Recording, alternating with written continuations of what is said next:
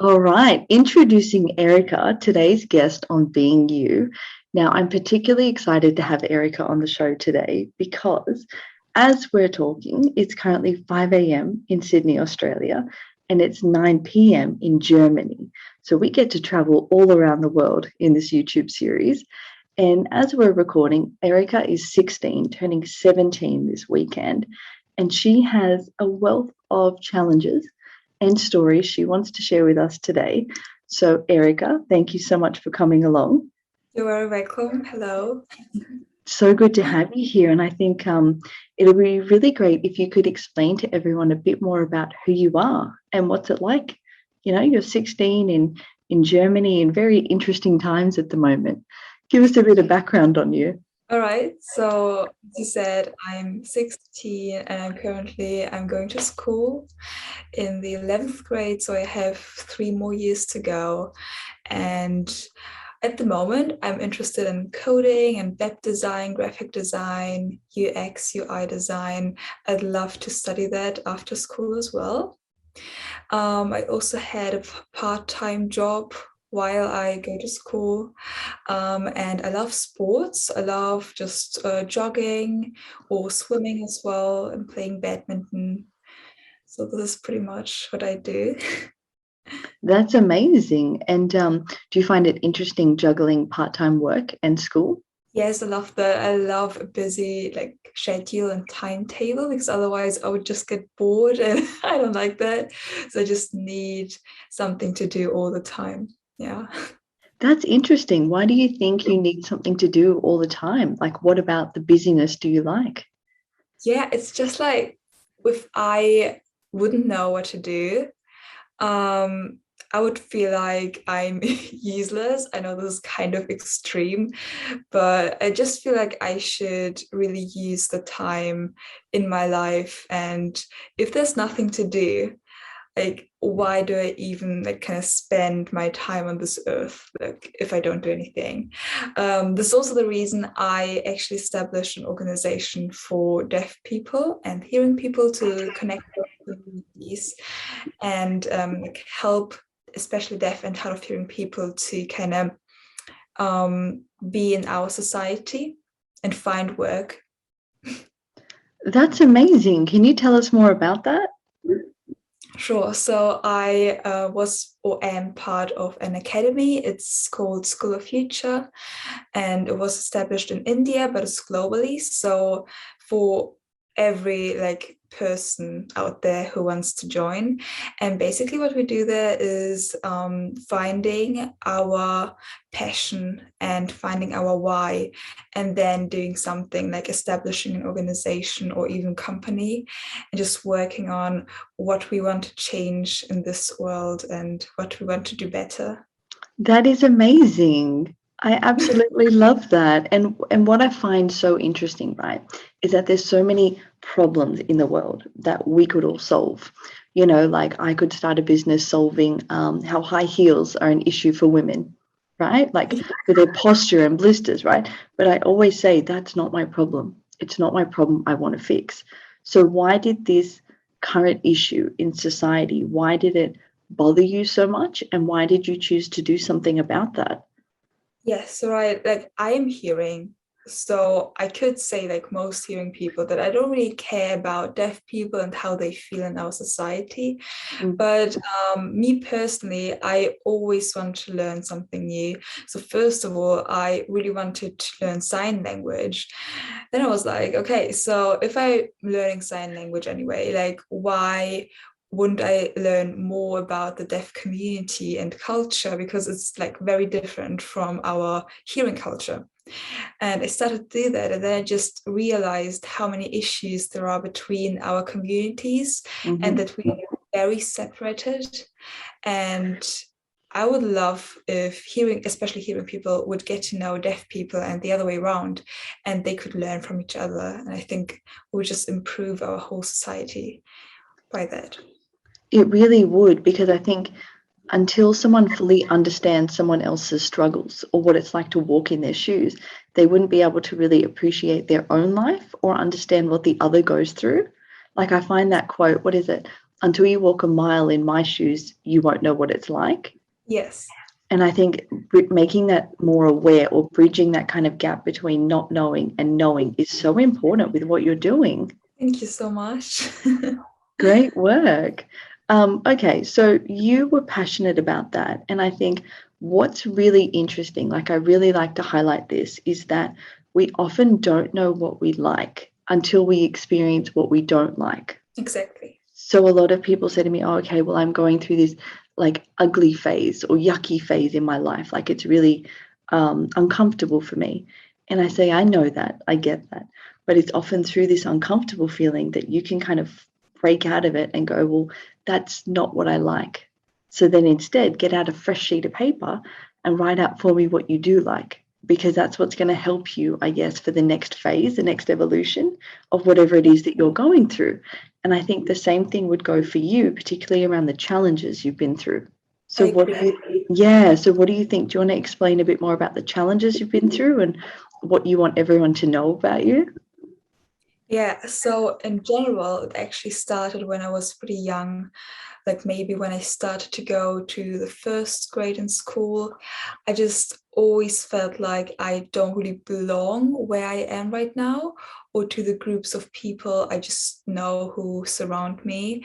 Like, I mean, I had a few friends and just people I got along with, I also like talking to, but of course, as you might know, there are always group of friends, like always friend groups everywhere. And I was never part of that. At least I never felt like that. And I was always wondering like why? Because usually friend group, it is there because of one common interest. So for example, all of them do a certain sport, and this is the reason they just hang out all the time together. And I get that. But for me, I like always do a lot of things, and for some reason I can't just choose one. So I also belong to just one friend group who's, for example, just like swimming or just drawing, because I do both. And it's kind of weird for me because I don't want to choose, but at the same time I want to belong. So I have this issue since I'm like, let's say 7 years old. I still have this, to be honest, because I still have a lot of interests. And to be honest, my biggest wish is to kind of meet a group of friends that I like kind of belong to, or at least a community I would like to belong. So this is the biggest issue, I'd say, because I always feel like I'm not enough with this one community. For example, I am smart, but at school there are those people called nerds. I don't really like them. Let's just say those are like very smart and intelligent people. And even though I'm very smart, I don't really belong to them because I also have other features that are not that kind of don't belong to a nerd. Yeah. So it's always kind of weird. Yeah, definitely. I can totally relate to that, and I really understand, because it's not until I guess you feel accepted fully that you go, this is my jam, or this is who I am, kind of thing. Yeah. So it's been quite an interesting journey for you, I guess, from age 7 to age 16, like almost 17. What do you think? Could you describe more about how you felt or what it was like for you? Yeah, so sometimes I do feel lonely, but I don't let this affect me too much, Mm-hmm. because at the same time, like I could say that I don't belong anywhere, or I could say that I belong to many places. Mm-hmm. So I think it just depends on my perspective on that.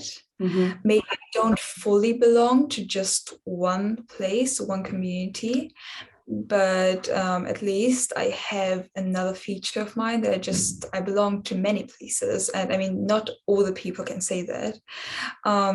Yes, so I felt lonely on the one hand, but also kind of special on the other hand. Mm-hmm. I'm trying to live this, even though it's kind of hard sometimes. Yeah. Yeah, definitely. And you've touched on so many great things. Like, first of all, knowing what you like through understanding what you don't like, but then also understanding it's just your perspective on things. So I can choose to kind of really feel left out and lonely, or instead I can choose to try to fit in, knowing that I guess your path or your spot, your special spot in life will be made clear over time. Because I was very similar to you growing up. I had lots of different interests. I was never picked on in high school or even junior school, but it was always like, who am I kind of thing, because I knew I was different.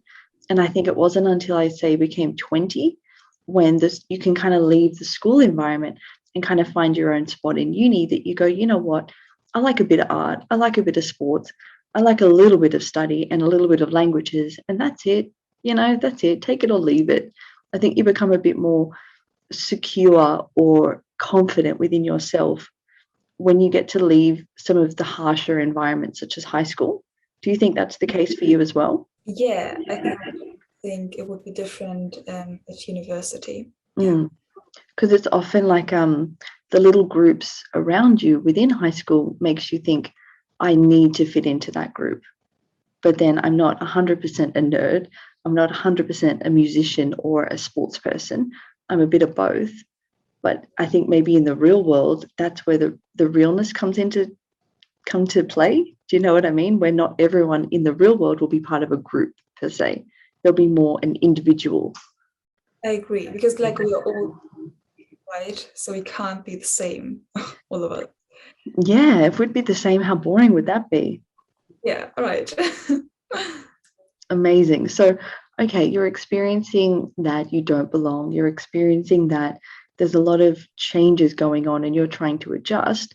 What was that process like for you? Because why I'm asking you is that with this answer, that could hopefully help someone else who might be experiencing the same or a similar kind of feeling. Yeah.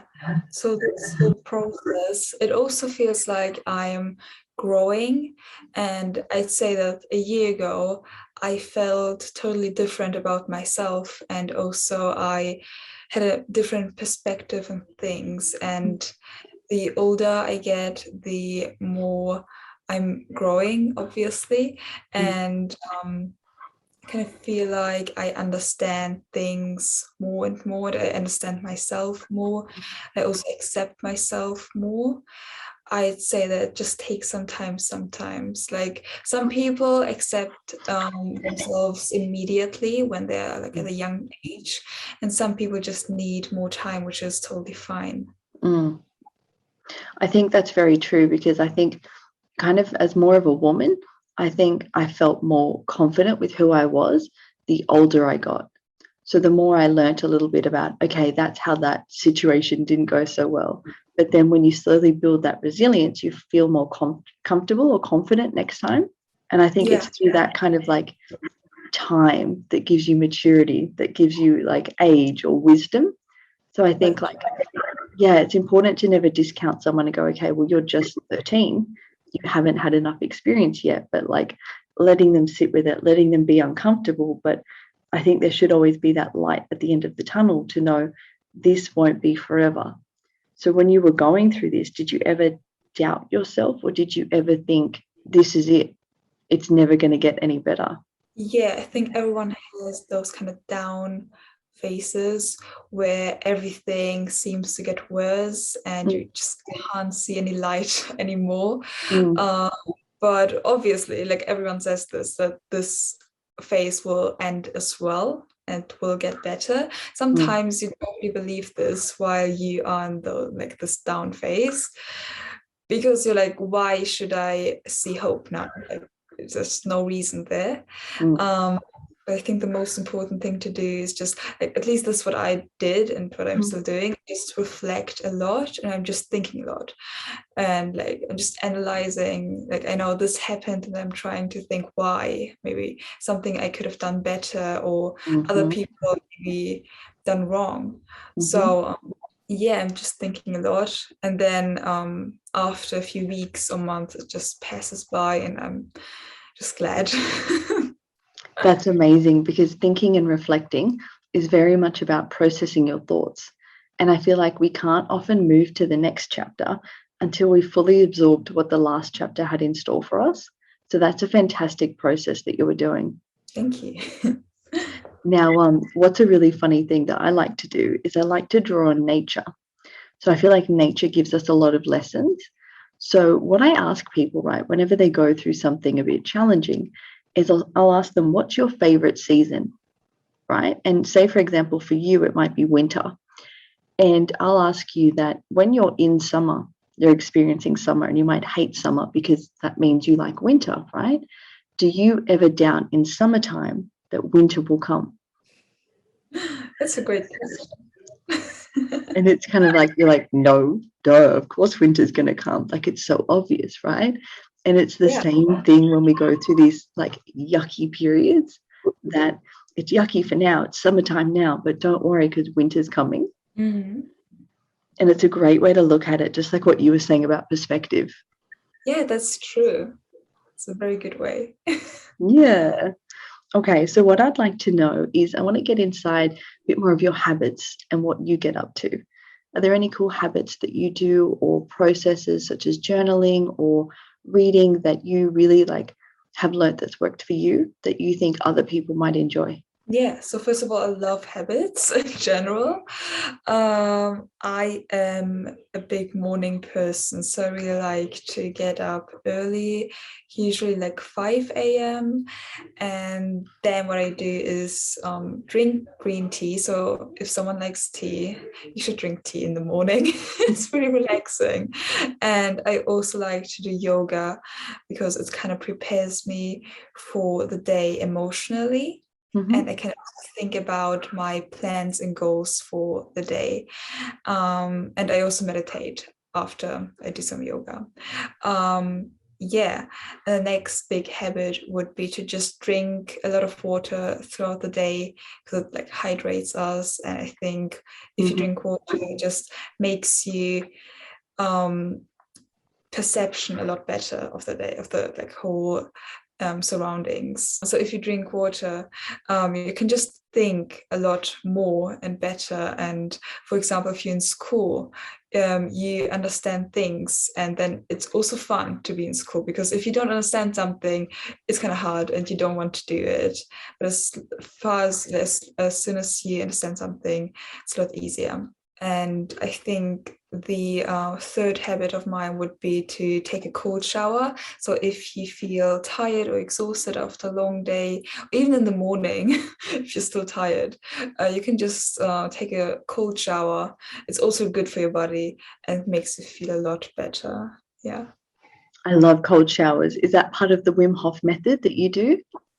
Also, yeah. Me too. I live by the breathing exercise. Yes, I saw that on your Instagram. It's so good. So I did that recently as part of my 7-day vegan challenge. So I think on day one, I could only hold my breath for 1 minute and 34 seconds. And by the Mhm. end of 7 days, I could hold it for 2 minutes. Wow. It This is was really incredible. good because I like to see that progress, just that little bit every day. Because I remember on day one going, this is hard. And then every day you just build it up 5, 10 seconds. And doing it like that makes it feel more believable, doesn't it? Yeah, I loved it. It's amazing. Amazing. And finally, are you reading any books at the moment? Yes, I am reading one book. It's actually in German, even though I usually read English books. But this one, okay, the title is English, so it says Try Hard. Mm-hmm. I really like those kind of, I wouldn't call them motivational books, but kind of real life stories books, from Mm-hmm. real people, their real journeys. Because then usually what you can see is that everyone has like struggles and issues, like their own issues. Mm-hmm. So don't even have to compare yourself to other people, because sometimes what we tend to do is when we have our own problem, we kind of think, okay, but there are so many other people and they're so lucky because they don't have this one problem, but we Mm-hmm. don't their problems. So this is why I really like reading those books. And in this particular book is just about how this guy found his happiness. So he kind of talks about 10 rules that helped him being happy. And he says that we can also apply them if it helps us to get happy, but it worked for him.